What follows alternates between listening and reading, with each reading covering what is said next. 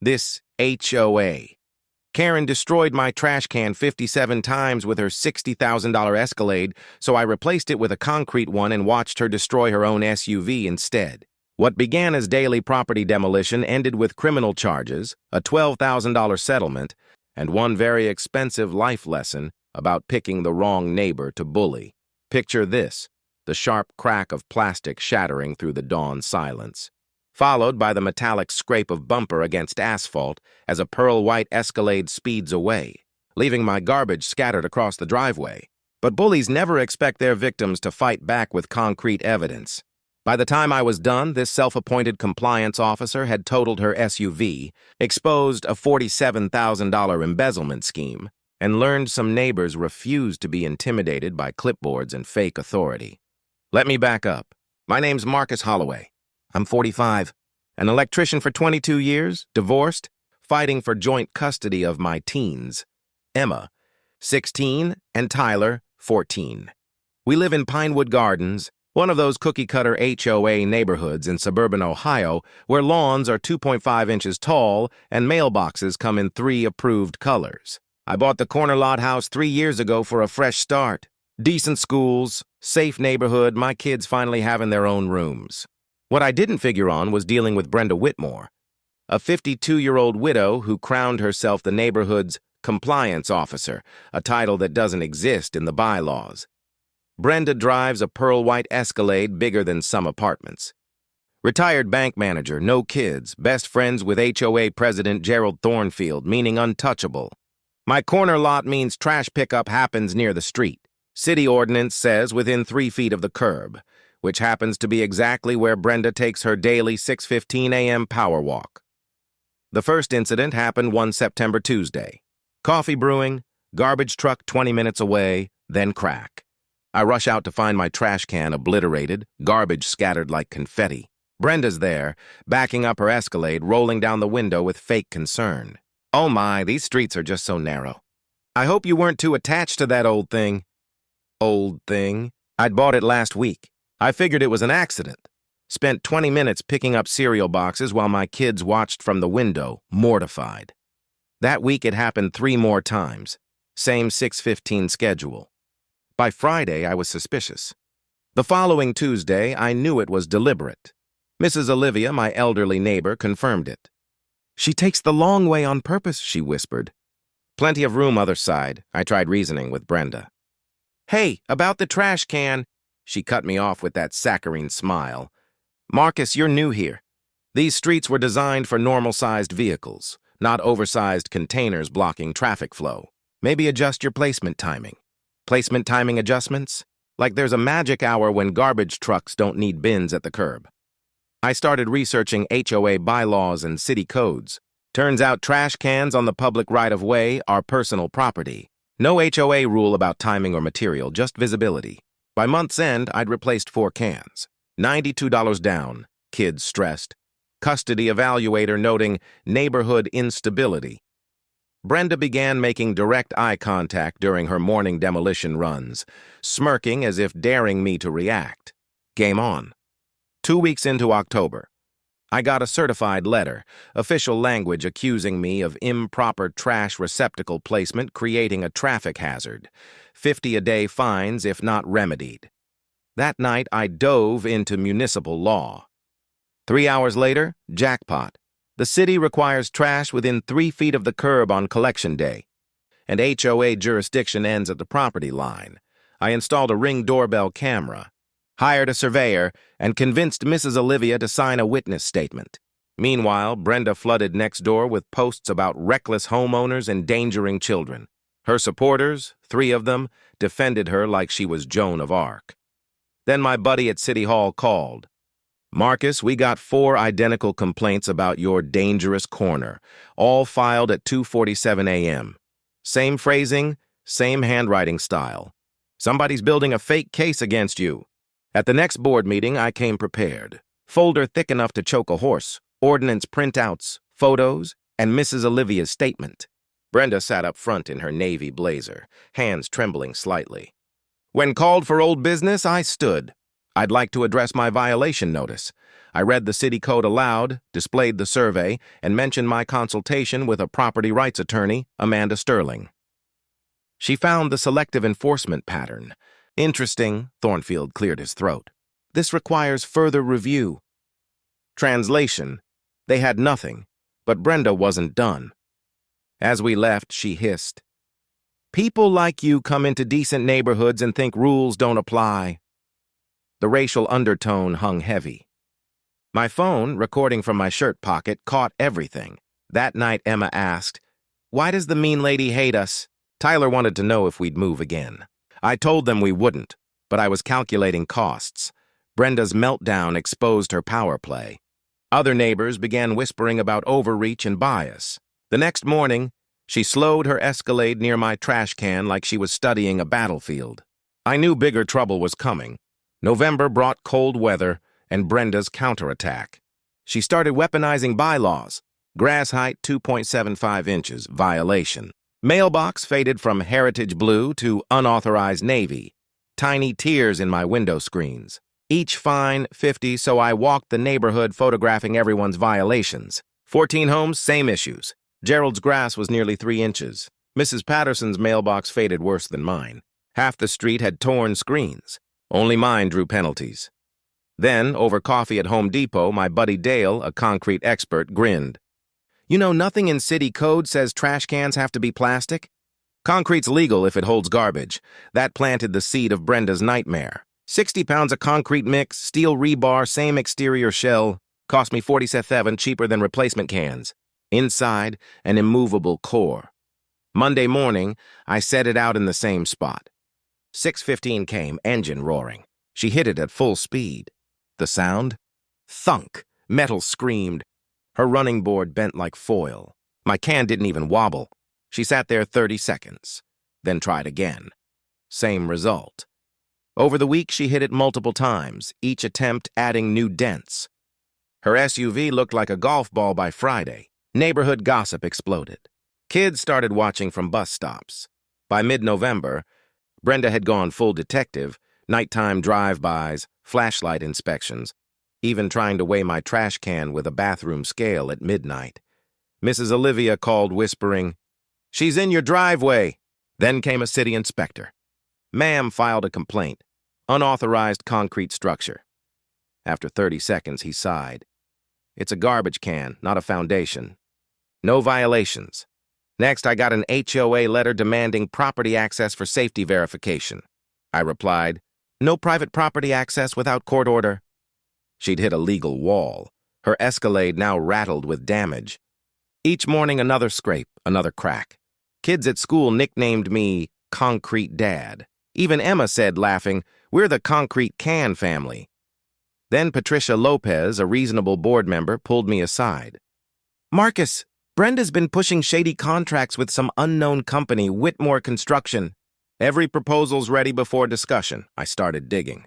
Public records showed Whitmore Construction LLC formed 6 months earlier. Brenda, 40% owner. Her husband, president. Since then, 7 HOA maintenance contracts totaling $23,400, all approved by Brenda herself. Each underbid competitors by exactly $50. Classic fraud. She'd used her HOA position to funnel community dues into her own pocket. My trash can feud had accidentally exposed her embezzlement ring. I gathered records, business registration, bank statements, meeting minutes, and sent them to Attorney Sterling. "Criminal implications possible," I wrote. Brenda thought she was bullying an electrician. She'd actually awakened an investigator. Tuesday morning, she hit the can again. Another $200 in damage. But now I was focused on justice, not revenge. That night, my garage became a war room. Mrs. Olivia, Jim the maintenance guy, Patricia Lopez, and Dale the concrete expert gathered. Charts, red strings, coffee cups. Evidence everywhere. Harassment incidents, financial fraud, photos of her battered SUV.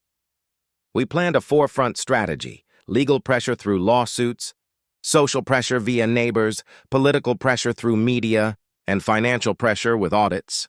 By week's end, I'd canvassed every house. 89 signatures for property rights, 34 demanding audits, 12 volunteers for testimony. Even skeptical neighbors turned once they saw proof. Media prep took 3 days. Channel 7's Sarah Kim specialized in HOA scandals. We sent her a press kit, timelines, and a 12-minute highlight reel of Brenda's collision set to circus music. The Pinewood Gardens Transparency Facebook group hit 67 members in 4 days, then 94, then viral. Kids made memes. Tyler started charging classmates to watch Karen versus Concrete. By Sunday, everything was ready. Board meeting Tuesday. Media Wednesday. Complaints Thursday. Brenda had no idea the hammer was coming. The weekend before the board meeting, Brenda lost it completely. Desperation has a smell, burnt coffee and panic sweat, and it was pouring off her. Saturday night, I woke to the hiss of spray paint. Through my window, I saw a crouched figure beside my trash can. Motion light flicked on. Bright orange letters spelled MOVE across the concrete. It pressure washed off in 30 seconds. My cameras caught everything, including the license plate of a pearl white Escalade parked 3 houses down. Monday, a gas company inspector showed up. Anonymous complaint about digging near gas lines, he said, scanning with equipment for 2 hours before shrugging. No excavation, no violations. Whoever called this in needs glasses or therapy. Tuesday, Jim Torres found me at the hardware store. Marcus, she hired Riverside Security to watch your house. $200 a day to surveil a trash can. Brenda's obsession had officially gone pro, but my new security system caught her every move. The drive-bys, late-night flash photos, even her muttering to herself in the driveway. Her mental state was unraveling faster than cheap wire insulation. Wednesday, it got personal. Emma came home in tears. Brenda had told another parent that certain people were bad influences on neighborhood kids, a not-so-subtle racial dig. That night, I hired Beth Morrison, a retired detective specializing in harassment cases. If Brenda wanted to play dirty, we'd play documented. Friday, Tyler found a small blinking device magnetized under my work truck. A GPS tracker, professional grade, $300 at least. I took photos, drove to the police station. Officer Derek Martinez sighed. Mr. Holloway, this is criminal territory now. Stalking, unauthorized surveillance, harassment. Keep recording everything. Meanwhile, Brenda filed a $3,200 insurance claim for road hazard damage, blaming city potholes. But my ring footage clearly showed 50-plus deliberate collisions with my can. State Farm's investigator reviewed it, then said flatly, "Ma'am, this is not an accident. We're denying the claim and forwarding it to the fraud unit. Community pressure built like steam." Neighbors swapped Brenda horror stories, sidewalk chalk violations, rosebush fines. Even Thornfield started avoiding her. Saturday morning brought collision number 57. Brenda's bumper completely detached. Watching her crawl around my driveway in business clothes, scooping plastic shards while half the neighborhood stared, was cinematic justice. By Sunday, we had everything. Notarized witness statements, fraud documents, harassment reports. Tuesday's board meeting would end her reign. But 12 hours before showtime, Thornfield called an emergency safety session. Through the blinds, Patricia texted me updates. She's saying you made terrorist threats. Wants emergency powers to seize dangerous modifications. Harold, the HOA lawyer, looks like he'd rather defend arsonists. Their cover-up was laughable. They'd even backdated financial disclosures for Whitmore Construction, but email timestamps don't lie. Meanwhile, insurance investigator Maria Santos subpoenaed board records. The fraud trail was bright neon. Then came the unexpected call. Brenda's husband, Richard. His voice trembled. "Marcus, she's lost control. $8,000 on lawyers and repairs. Insurance canceled, business collapsing. What'll it take to make this go away?" "Richard," I said, "your wife stalked my family, vandalized my property, and stole from 127 homeowners. It's way past apologies." 2 hours before the meeting, Brenda tried one last stunt, an emergency restraining order with doctored voicemails and fake witnesses. Judge Williams dismissed it instantly. "Miss Whitmore, these recordings are edited. These witnesses don't exist. Filing false evidence is contempt. One more stunt, and you're in jail." At 6 p.m., the community center looked like Black Friday at Best Buy. Cars down both sides of Maple Street. Channel 7's van out front. 118 residents packed into a room built for 40. Brenda arrived late, dressed in funeral black, flanked by her sweating lawyer and Thornfield, who looked like he'd swallowed a cactus. Cameras rolled. When the floor opened for comments, I stood first, evidence boards under my arm. Concrete can rolled in beside the podium like Exhibit A. The room fell silent. "This isn't about trash cans," I began. "This is about accountability." I presented the timeline: 57 collisions, GPS tracker, spray paint vandalism, fake insurance claim, each point backed with photos and video. Gasps rippled through the room. Then I switched slides. Financial records showing $23,400 funneled from HOA dues into Brenda's family company. Every month you paid higher fees to fund Mrs. Whitmore's personal business. 7 contracts, 7 undisclosed conflicts, 7 violations of nonprofit law. When the projector lit up with side-by-side bank statements, jaws dropped. Next came the highlight reel, 12 minutes of Brenda ramming the trash can from every angle.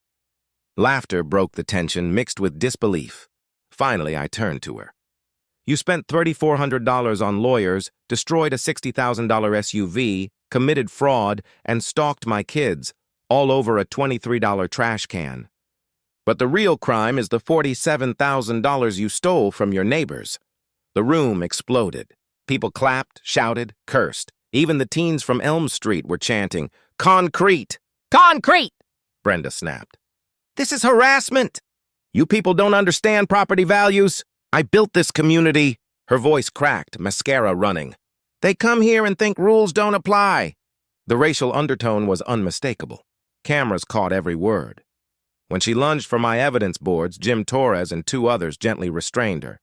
Officer Martinez stepped forward calmly, pulling an official folder. "Sorry to interrupt," he said, "but I have a warrant to serve. Insurance fraud and stalking charges." Gasps.